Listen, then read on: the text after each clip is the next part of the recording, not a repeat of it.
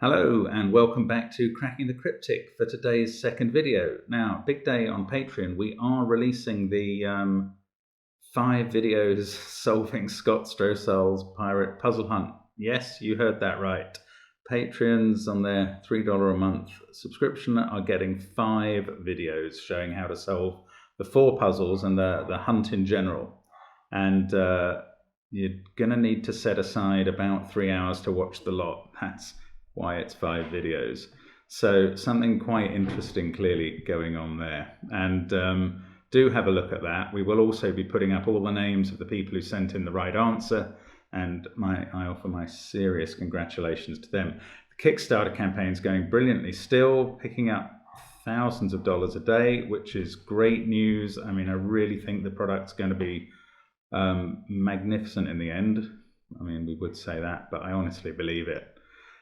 Do go over to the Kickstarter on the link below in the description field and pledge to it if you haven't already. Now, this puzzle is a non-consecutive quad X Sudoku that's been sent to us by Reese Minchin, and this includes 3 rule sets that are fairly simple, to be fair. So don't be too put off by there being 3 rule sets. Now, the non-consecutive constraint, as you'll know if you've got our Miracle Sudoku app, which I also strongly recommend, means that no 2 neighbouring cells can have consecutive digits in. And that's quite a powerful negative constraint. We also have just, I think, 3 pairs of cells with X Sudoku here, where the 2 cells must add up to 10. And they have an X between them. Now, there's no negative constraint on X Sudoku in this puzzle, so any 2 cells could add up to 10 apart from these 3, but these 3 pairs must. Now, the other thing is quad Sudoku. These little circles of digits show the numbers, or they show the set of numbers from which those around the circle are taken. So here we have 1, 5, 7, 8 must surround this circle. 4, 6, 7, 9 must surround this circle. This one only has 3 digits in the circle, so the numbers surrounding it must be taken from 3, 5, and 7. So clearly one of them will be repeated. That's the rule set. Do give it a go on the link below the video. The report from testing is that it's not easy, but puzzles on this channel rarely are. But have a crack at it, and I'm going to try now. So let's get cracking. And the simplest way to approach quad puzzles, which I quite like normally, is to fill in the digits, especially where they're in one box. So these ones in the corner, we get a useful group of digits that are ruled out of all the other cells in the box. Now, it's a bit less useful around the ones on the box junctions, but I'm going to put them in anyway. Now, we can take a 1 out of that cell because there must be a 1 in this box already. Same up here. There's a lot of 1s in these circles. 4, 6, 7, 9 there, and clearly one of the cells can't contain a 7. That one. And 3, 5, and 7 are the only possible digits around this. One of them is repeated, and we don't know which one. Now, what have we got? Have we got any repeats? Yes, look. There are 2s and 5s in both these groups down here. So these 3 cells, where do 2s and 5s go in row 7? They must be in these 3 cells, and we can tell where 2 is, so we get a number in the grid. Where's the 5? Well, if it's in those 3 cells, it's clearly not there, so we can put it in there. We can take out 5 from there, so that's a nice start. Now, here we've got duplicated 1s. That's much less helpful. 1 goes in those 3 somewhere. And at the top we've got duplicated 1s again. So at least 1's restricted to 2 cells there. What have we got down columns 8 and 9? Duplicated 5s. So 5 goes in one of those 2. Okay, that harvest wasn't quite all I was hoping for. What else do we know about these 2s? Nothing. Oh, okay. What can we do now? Oh, let's not forget the non-consecutive rule. I'm good at forgetting rules, as we saw yesterday, but that too means this can't be 1 or 3. Yeah, the non-consecutive is interesting with these boxes of 2 by 2 because this one has a repeated 1 and 2. So they are going to have to end up being diagonally opposed so that they're not next to each other one way or another. So they must form a diagonal one way or the other there. I think the same's true of 3 and 4 there. They're a consecutive pair, so they're going to have to be diagonal. 7 and 8 here. 5 and 6 here. Beautiful symmetry. One each of these 2 by 2 pairs is going to have to be diagonal. So, I don't know what to do with that information, but at least we know it for the future. Now, 1 is there, so where's 1 in row 7? It must be in one of these 2 cells, which doesn't help. But 9 is in one of those, so where's 9 in row 7? 9's got to be in one of these 2. And that means 8 is not in one of those 2 because it would be next to the 9. So 8 must be in one of these 3. We know it's not there, obviously. And that's quite useful. It means 8's restricted to one of those 2 because once it's in one of those 3, it can't be in those 3. Also can't be there. 8 being there means 9 and 7 can't be, and they're also not in that group. So 9 and 7 must be locked into that set of cells. That's not a 7. Oh, does that give us anything? No, this is difficult. Can we do the same sort of thing anywhere else up here? 2, 5, 6, 9. No. 1. So these are from 3, 4, 7 and 8. They obviously can't contain 3 and 4 or 7 and 8, but that's not quite enough information. I'm wondering where 2 and 1 go in column 7. Oh, where does 1 go? Yes, now 1's locked into those cells and those cells. 1 goes here. It's the only place it can go in column 7. I was planning to use non-consecutive on that and it does nothing. But I can take 1 out of that. 1 is now in one of those 2. If it was there, that would be 2. And that can't be 2 because that would be 1. The fact that 1 is in one of those 2 means that can't be 2. 2 can't be in one of those 2 too. As well is what I mean when I say 2. Now, the thing we learnt is that 2 and 1 have to be at diagonal corners of this box, this 2 by 2 box, because otherwise they'll be touching each other. And that could still be 2 there and 1 there. I was about to announce that was 2 there and 1 there, but it's not.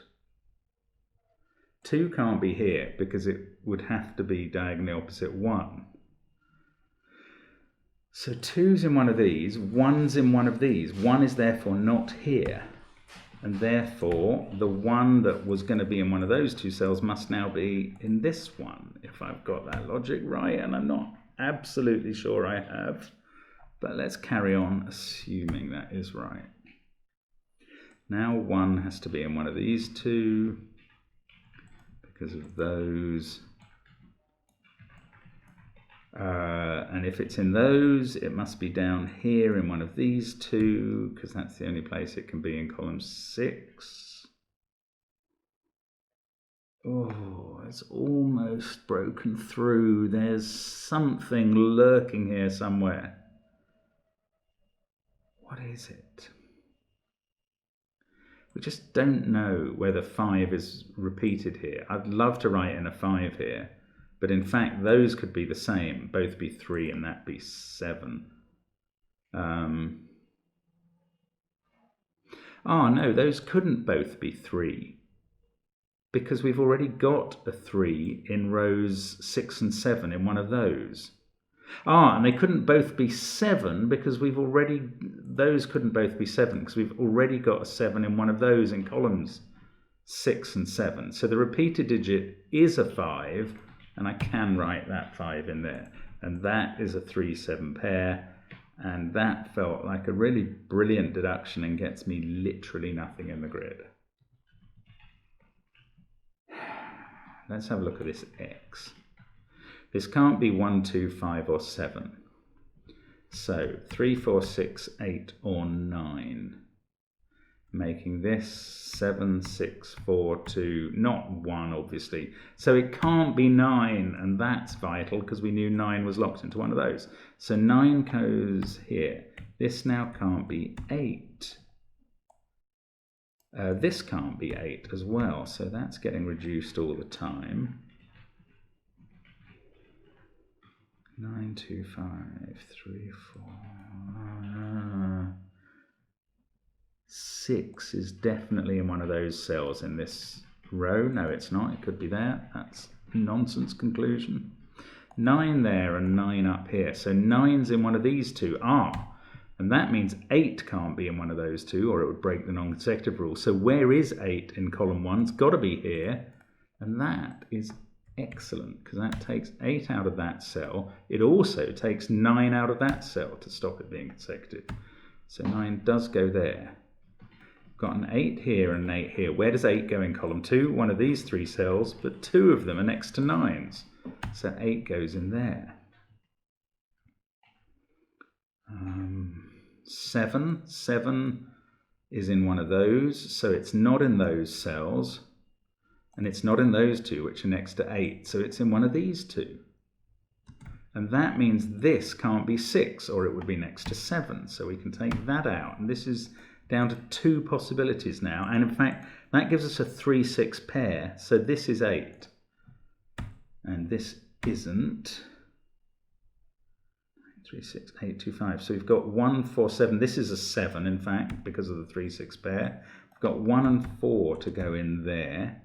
This can no longer be 4 or 7. We know which way around 3 and 8 go because of that 7 and the non-consecutive rule. That can't be 7. 2 is up here somewhere.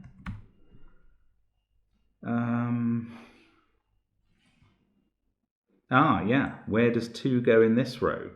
Not in those 3, because 2's been locked into those 2 cells. Not there, because it's not a candidate. Not here, because it would be next to a 1. So it's in one of these 2. I thought I was actually placing it there, but that didn't quite happen. In fact, this is a 1, 3, 4, 6, 8 sitting there. So these are from 2, 5, 9, 7, 2, 5, 7, 9, which gives us a quadruple here. 2, 5, 7, 9, 1. 3 and 6 are already done in the box. These are 8 and 4. Actually, I could have deduced that a while ago. That is either 3 or 6. Now, whichever it is will tell us by the non-consecutive rule whether that's 2 or 5. But I don't know yet. 7. Probably missing something very obvious. 2, 5, 7, 9. That. Well, I was going to say that's 2, 5, 7 or 9, but it certainly can't be 7 or 9 because they're both, it's next to 2 8s. So that's 2 or 5. Wow, whichever it is has quite a big impact on this cell. 2, 5, 7, no, nothing very obvious there. How about that 1, 4, or this 3? Well, that means this can't be 2. The 8 means it can't be 9. That's not all that helpful. These are from 2, 4, 6, 9. So 3, because of that 3, must be in one of those cells.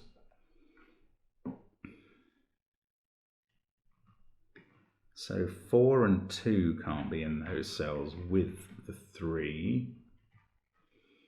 Again, not all that helpful. Intriguing puzzle, this. I love the way it all fits together.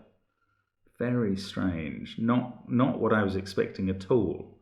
because I'm just not using the non-consecutive as much as I expected. 3, 5, 7, 7. So of course that is a 3. And that makes this a 6 and that a 3. And that makes this a 6 and that a 4.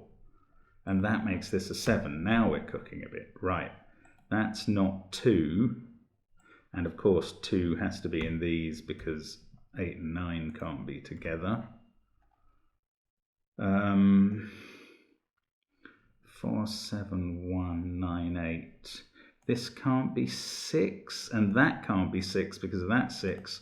So 6 in the box is there. This must be 2 because it can't be 5 anymore. These can't be 2. Yes, 2 is placed now, and that's here. And that does take 1 and 3 out of there. What have we got? 3 and 5 to go in here. Oh, we can do them because 6 can't be next to 5. So that's not 3. These aren't 4 and 6 because we've placed them on the X. So that is a 4, 6 pair. That seems to work. 1, 5 pair down there. 2, 7 pair here. Now we can decide which way around they are based on the 6. That fixes the 1, 5. Remember the 2, 1 had to be diagonal. The 5 fixes the 4, 8 pair because it can't be next to 4. 5, 7, 9. I can't do these set up there. But now, can we use this down here? These can't be 2 and 5. So they're a 6, 9 pair. That means we can reduce that to a 2, 5 pair. 3, 6, 9 along here. Now I don't know which way they go. Yes I do. This can't be 3 or 9. 3 because of that and 9 because of the 8. So that's a 6. Gives us, yes, and 4 can't be next to 3. So we can do them all. This is 1. That's where it had to be. 7 and 4, we can place them. Can't fix these ones, but never mind. Really feel now like we're getting close. Now those can't have a 6 in. This can't be 5 anymore. And it can't be 1 because it's next to the 2. So that is fixed. We can finish off that circle clue. Take 5 out of there. Let's get rid of the pencil marks. 8, 2, 5, 1. That's not 1 anymore. Did I have these in because 1 had to be in one of those cells? Yes, it does have to be there, definitely. 7, 1, 6, 3, 9 could still be in either of those. Right, this can't be 7. The 7 around here is there, and that has to be diagonally opposite the 6. So this is a 4, 2, 9 triple going on here. This must be a 6, 3 pair. This is 4 or 9. Still can't determine which. I haven't tried using this X yet. 3, 4 or 9 here. Can't be 4 or 9 because the partner on the X has gone. So 3 there. Excellent. This is 9. That's 4. Those aren't 9. 4 goes here. The 7 decides the 2, 8. Surely that feeds down here. Yes, 2, 5. 5 can't be next to 6. 2 can't be next to 1. And as I said at the beginning, once you get going, this non-consecutive constraint's incredibly powerful. 1, 8. Now, that can't be 4 because it's next to 3. So that's a 2, 4, 5, 7. I can't resolve those. Or these ones. So I'm still going to have to do a bit of work. This is a 9, last one in the row. 2, 8, and 5 up here. Neither of those can be 8 because of the position of 7 and 9. 5 and 2 can be resolved from either the 1 or one of the 6s. 2 and 9 up here. 6 and 8 here. This one isn't going to give me an obvious pair either. But there's this X. Idiot. Okay, should have looked at that a while ago. That gives me the 7, 3, and I think that's going to disambiguate rows. The whole of rows 1 and 2. Hang on, I've just written in the wrong numbers in those 2 cells. 7 there means that's 5, 7. Phew. Spotted it immediately, thank goodness. 9 and 2, although it would be simpler just to not make mistakes, wouldn't it? 4 and 6. 4 can never be next to the 3. So that's 1, 3, 6, 8, 8, 1. And check. Excellent. That's a really nice puzzle. Now, one of the reasons we haven't been doing many non-consecutive puzzles on the channel lately, this is very interesting. There'd been some talk, and I'd not followed everything, but I'd been a bit unsure whether the pattern of always having the same numbers repeated in every row of 3 cells, and you can see this happens in the rows of the grid. For instance, you can highlight 1, 4, 7 in some order in every trio, and the same is true for 2, 5, 8, and therefore obviously for 3, 6, 9 as well. And it rather spoils a non-consecutive puzzle that you can see those and just make that assumption without actually doing the logic to prove it. And I had thought that that had to apply both. I'd wondered if it had to apply both across and down. But look, it doesn't. These aren't the same groups. Those have all got 3, 8 in, but they've got a different one from 1, 7 and 4. This doesn't happen down at all, although you can see pairs, I think, in each set of 3 by 3. There's not trios going on in the same way, but that's quite interesting. I had wondered whether the kind of non-consecutive assumption, strong form, always applied, because I know it does in some grids I've seen, that this triples works both across and down. Here it just seems to work across. And I think that is a function of any non-consecutive grid is either across or down. You will always see this pattern of triples. I'd love to see proof that that's not always the case, because that would mean you can't just guess ahead in non-consecutive puzzles based on that. But at least it proves to me that the fact that these aren't triples going down proves you have to get started, you have to establish the beginning. And as we saw, a non-consecutive puzzle gets easier once you get going, but that's always going to be the way. But at least it's not a complete giveaway, and that is a relief actually, both for the app and for any other non-consecutive puzzles we might do. Interesting. I mean, let me know your thoughts on that, as well as on this puzzle by Reese Menchen. Was a very nice quad X non-consecutive. I hope you enjoyed it. Let us know what you think, and hope to see you again soon on Cracking the Cryptic. Bye for now.